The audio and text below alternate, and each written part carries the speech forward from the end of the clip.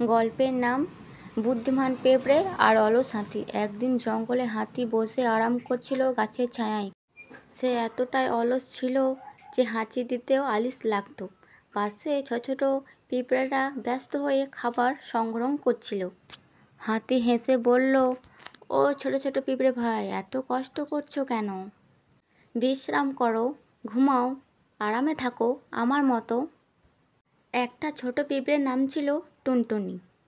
টুনটুনি বলল, না রে হাতি ভাই, কষ্ট না করলে শীতে খাবো কি? তুমি তো বড়, তোমার কোনো চিন্তাই নেই, কিন্তু আমরা।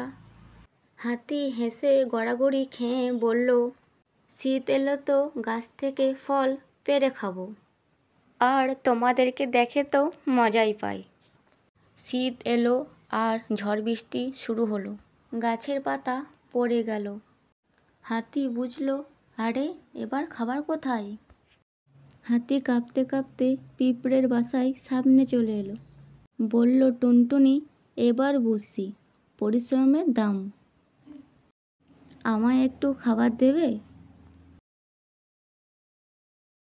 টুনটুনি হেসে বলল, এতদিন যা বলেছি এতদিনে বুঝছো?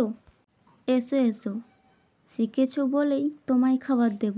হাতি তো খুশিতে কেঁদে ফেলল।